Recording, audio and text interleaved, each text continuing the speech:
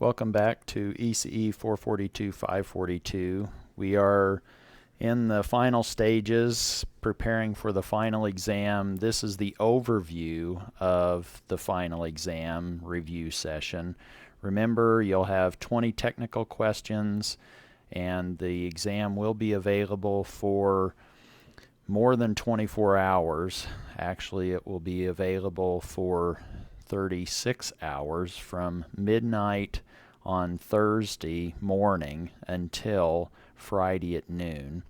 You'll have 20 questions. You'll have 3 hours to complete those 20 technical questions. You'll have some bonus questions, but you might make yourself, or you might take advantage of the final exam resources that are on D2L in the final exam material module on the content page. You should find course outcomes there, some practice final exams, some pieces of paper you might want to have available to you. There's the performance specification summary page. Hopefully you can print that out or have that available. There's a percent overshoot versus damping ratio page, and there's also constant damping and constant angle Z-plane grid paper. And the final exam will be covering units 1 through unit 7, which really is exam number 1 and all the unit quizzes. If I show you maybe real quickly what I was meaning by some of those pages, you probably will want to take advantage of the performance specification summary page, which connects the performance specifications to these breakfast cereal shapes in our Z-plane. We have circles, hearts, and wedges or angles. And we also have this table that allows you to determine your Z-plane pole locations for complex poles, two complex conjugate poles, in terms of two of those different parameters, either the radius and the damping ratio zeta, the radius and the angle theta sub d, or the damping ratio zeta and the angle theta sub d. You should be comfortable applying those expressions in that table. There's also the percent overshoot versus damping ratio. If somebody now tells you that you have a percent overshoot of 30%, you now know that you need a damping ratio zeta of about 0.35, and you can quickly make those determinations. A 50% is now 0.22. You can, with that sheet, and then here you can relate percent overshoot if you've computed that from a system's particular response shape for a constant input, or you might have the radius and the angle and you want to find the damping ratio that might give you the percent overshoot, and here's the percent overshoot expression in terms of zeta. Here are the course outcomes that you will find on the content page, and again, this is an overview, so I'm going to quickly go through this. Items 21 and 23 we won't address this semester, so don't prepare for those. On the right you will see a grid that looks consistent with what we've had going up in some practice exams. These are now, the angles are in 18-degree angle increments, or the half circle is split into 10 equal wedges. So you have 18 degrees, 36 degrees, etc. Today I went ahead and made a second one that might be easier if you're now thinking in terms of 25 degrees or 10 degrees.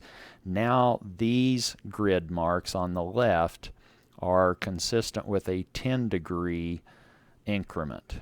And now you'll see that it's at 10 degrees, 20 degrees, etc. And laid on top of that grid are your heart shapes, or these constant damping ratios that correspond to particular percent overshoot behavior. You want to be comfortable with modeling, and when I say modeling, you could have your model in one of these four representations. You could have it in difference equations, a transfer function, an all delay block diagram, or a state space representation. You need to be able to walk yourself around from any box to any other box, and I might call this the modeling square dance, but you now need to make sure that you can square dance.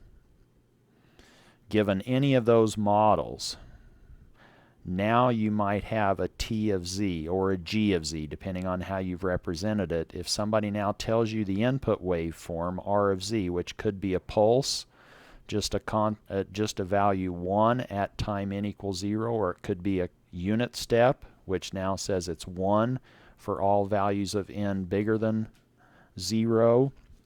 It could be a constant. You need to be able to find the Z transform of that input waveform, little r of n, combine that by multiplying in the frequency domain with your system that you now have, and that could be an open loop system, it could be a closed loop system. That's going to be determined by the problem that I'm calling just T of Z.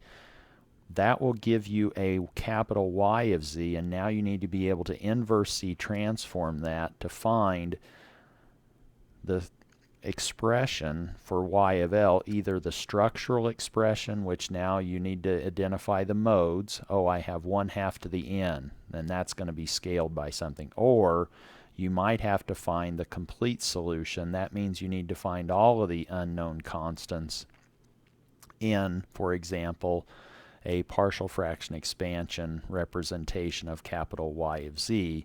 And if you're doing that for Y of Z, remember, we usually like to do the partial fraction expansion on Y of Z over Z. You also need to be able to go back and forth. That's what I've just commented on. You could have the Z transform of a signal, R of Z, or you could have the Z transform of a system, G of Z. You need to be able to go back and forth with signals and systems and know the structure of those and the interval of support, or the time index n. Is this a causal sequence? Is it a non-causal sequence? Is it two-sided? Is it right-sided? Is it left-sided? And you need to be able to determine those relationships. Likewise, depending on what you're given, if your region of convergence actually possesses or contains the unit circle, you now know that you do have a bounded response in that time sequence expression. I'm saying that somewhat generally. It may not be a signal, but if it is for example, it could be a system's pulse response. Then you're wanting to know, if I excited this system with a pulse, do all of the initial conditions that are excited by that pulse decay to 0? And they will decay to 0 if your region of convergence contains the unit circle. And that could go for a two-sided, which is illustrated here. It could go for a right-sided or a left-sided, or it could go for a causal and a non-causal. You need to be able to do discrete equivalence, and we've talked about two varieties of those. The hold equivalent, where you're actually incorporating the hold device into your zero-order hold equivalent, where your system or plant might be described by a transfer function or a state space representation. If it's by a transfer function, the zero-order hold equivalent is now determined by this expression. If it's in state space form, you need to be able to do these mechanical operations of finding the system matrix capital Phi from the system matrix in the analog system capital A by performing this matrix exponential. If you're doing that by hand, you'll probably want to do it in this frequency domain type setting, where you're now taking the inverse Laplace transform of this matrix Si minus A inverse. That will come out as a function or a matrix containing the variable t, and you'll then replace that t everywhere with your sample period capital T. Your input matrix, gamma, you can find from that expression. You also have the other scenario of discrete equivalence, which here I'm calling the non-hold equivalence, where you do not have in red, you can see I do not have a hold device preceding the system. So I'm just wanting to know, how do I convert this capital C of S in the continuous time or analog setting in the S domain into its equivalent in the frequency domain for the discrete time setting, which is capital C of Z.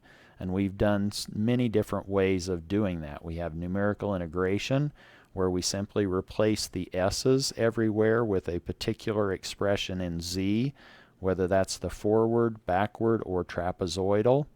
And we've also done it with pole zero mapping, where now we're mapping zeros and poles through this relationship Z is equal to e to the st.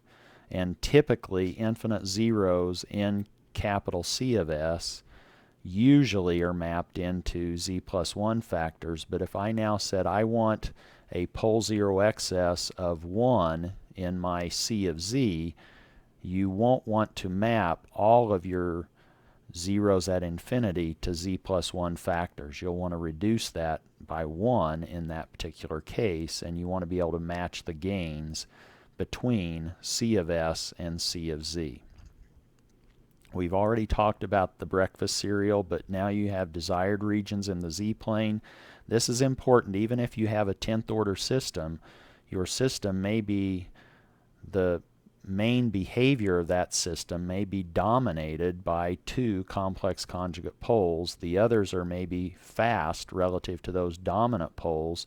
You now place your dominant poles relative to these performance specifications, and maybe they're inside the hearts and the circles and over the top of this wedge, but you now need to be able to go back and forth between either designing to establish some particular performance, or given poles, can you now determine the performance of the system relative to those pole locations. Again, you have this information available to you as summary sheets and as pages. I also have provided you those images of zeta and theta sub d gridded on the upper half of the Z-plane, and you now can use that to maybe determine either where you want your poles to be based on some performance specs, or given poles, what are your performance specifications. We also have controller designs. Ragazzini we spent some time on with the different restrictions. That really is maybe not the best controller design strategy out in the real world, but it does make you aware of some of the issues. You want to have a causal controller, which means that the pole zero excess in your desired closed loop transfer function needs to be at least the same or larger than the pole zero excess of your original plant. You have the second restriction, which is, you need to retain unstable zeros from your plant in your desired closed loop transfer function T sub C of Z. The reason you do that is now you're not trying to cancel those unstable zeros with a pole in your controller. You want to definitely avoid canceling any poles or zeros outside the unit circle, and the restriction 2 and restriction 3 in the Ragazzini approach provide you with that not happening, or the result of imposing restrictions 2 and 3 ensure that you will not be canceling unstable poles and zeros with your controller. We've also talked about transfer function based designs that are really using our insight from the root locus, so you need to know how to sketch root locus diagrams, and you also need to understand PID controllers. That's enough for the overview. I'll provide a second set of comments or worked examples in another video for the final exam review.